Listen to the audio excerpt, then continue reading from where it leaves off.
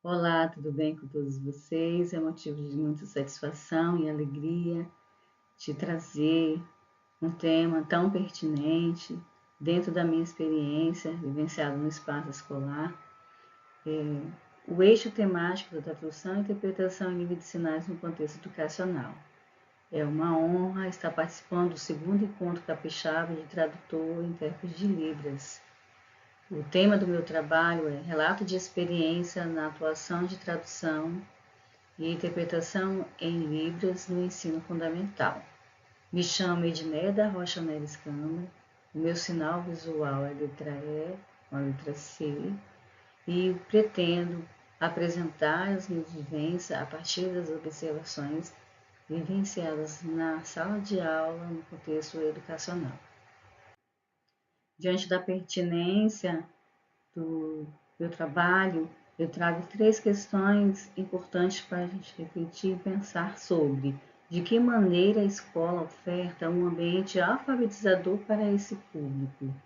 Existe falta de contratação do profissional na atuação e tradução e interpretação em Libras, onde a desvalorização trabalhista ocasione barreiras sociais. Ainda se vivencia no espaço educacional a exclusão do deficiente auditivo ou surdo por falta de execução eficiente da proposta de educação de surdos? Trago como base a Lei 10.436, o Decreto 5.626, também os mini dicionários da tradução de língua brasileira de sinais, a Lei 14.704 e a Lei 12.319, de 1º de setembro de 2010. A metodologia utilizada foi a observação, coleta de dados, avaliação diagnóstica, dentre outras. Dentro dessa metodologia, se percebe que há uma necessidade que o professor da deficiência auditiva, que o professor bilíngue, que o professor tradutor e intérprete necessita também de fazer a tradução e a interpretação em língua brasileira de sinais. Eu trago, por exemplo, uma avaliação de ciência onde o professor da área fez adaptações e o professor de deficiência auditiva adaptou segundo a língua materna, que é a língua brasileira de sinais, onde o estudante surdo faz uso no seu cotidiano. Aqui também tem 2 avaliações, avaliação de história e avaliação de português, que também foram adaptadas na datilologia, cuja está referenciada a palavra em português e a tradução em Libras, e além das ilustrações, textos curtos, necessário fazer essa adequação dentro do nível de aprendizado do aluno, aonde possibilite ele mais autonomia, independência das realizações das atividades, seguindo a base curricular da BNCC, onde o aluno está matriculado e inserido, de acordo com a sua turma em curso.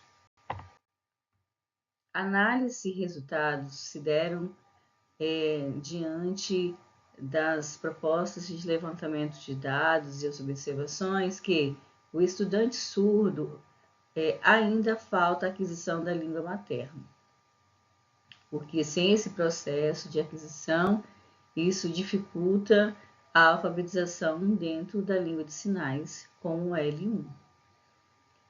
Diversos profissionais do ensino fundamental demonstram insuficiência na prática de sinalização, ou seja, alguns professores de áreas, ele não tem essa prática de sinalização, porque não são áreas específicas de estudo e área específica da sua disciplina. Então, eles têm essa dificuldade de entender para poder adequar as avaliações necessárias para esse público. Atualmente ainda existem os entraves na aquisição da Libras para surdo, tem ocasionado sérios prejuízos sociocomunicativos na tradução e interpretação de Libras porquanto essa aquisição ainda é básica e tem surdos que necessitam de um aprofundamento. Então, esses prejuízos, tanto na comunicação e quanto o profissional que vai fazer a tradução e interpretação em língua de sinais, sentem essa dificuldade e essas perdas na hora de passar o conteúdo. O estudante surdo tem pouco repertório linguístico na língua de sinais, por conta do seu espaço de convívio, aonde esse processo educacional precisa ainda ser ampliado numa perspectiva da educação de surdo. Ter os profissionais que trabalhem, que atuem nesse espaço escolar. O professor bilíngue, o instrutor surdo, o professor de Libras e o professor de deficiência auditiva. Tendo esses profissionais que adequem dentro dessa proposta de educação de surdo, numa perspectiva de uma escola bilíngue, com certeza esse repertório linguístico e todas essas questões que foram apresentadas irá potencializar mais ainda a proposta educativa para surdos. Adequar o currículo do estudante surdo ao nível de aprendizagem, foi o que foi apresentado. Um professor pegou a sua disciplina, estava sendo ofertada para toda a turma e, nas avaliações, fez a adequação segundo o nível de aprendizado para ser aplicado à aluna surda, ou estudante surdo. E conseguiu atingir, a partir dos seus conhecimentos, o resultado positivo da avaliação. A carência de profissionais com formação em Libras. A gente, por mais que se ofertem formações, por mais que se tenha muitas discussões e estudo, ainda existe profissionais com a falta, né, com a escassez de entender, de prática, de formação de língua brasileira de sinais. Então, necessitamos desse grupo que tenha, de fato, essa comunicação voltada à língua brasileira de sinais, com uma proposta bilíngue. Contudo, a prática do uso da Libras é algo tão valioso na utilização da comunicação e informação entre ouvintes, surdos, no desenvolvimento do ensino e da aprendizagem. Com os avanços significativos de diferentes contextos socioeducativos, visando os princípios de direitos humanos, da diversidade, da empatia, da inclusão, da acessibilidade numa construção social cidadã. A Libras veio para potencializar essa comunicação. Se o estudante surdo ele não tem acesso à sua língua materna, de fato ele vai ter prejuízos nessa comunicação e em seu contexto social ele vai ter algumas barreiras e sofrer até discriminação e exclusão.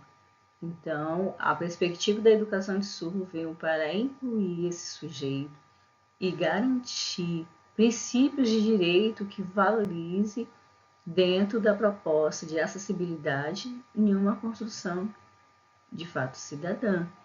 Então, pensar que esse sujeito necessita desse olhar e perceber como, né, o processo educacional dentro da tradução e interpretação pode colaborar e muito, né, na preparação dos profissionais, não só o profissional específico, como tradutor e intérprete. Em tese, entendemos que seria uma função específica do tradutor e intérprete, mas que a tradução e interpretação vai muito além de uma função específica de um profissional, mas que abarca todos os profissionais da proposta da educação de surdos que necessitam conhecer também esse método, esse recurso utilizado dentro do processo de ensino e aprendizagem. As referências. Aqui eu finalizo agradecendo a todos, muito obrigada, e que nós possamos estar compartilhando mais e mais, trazendo mais temáticas pertinentes para a discussão de qualidade na proposta da educação de surdos. Muito obrigada a todos.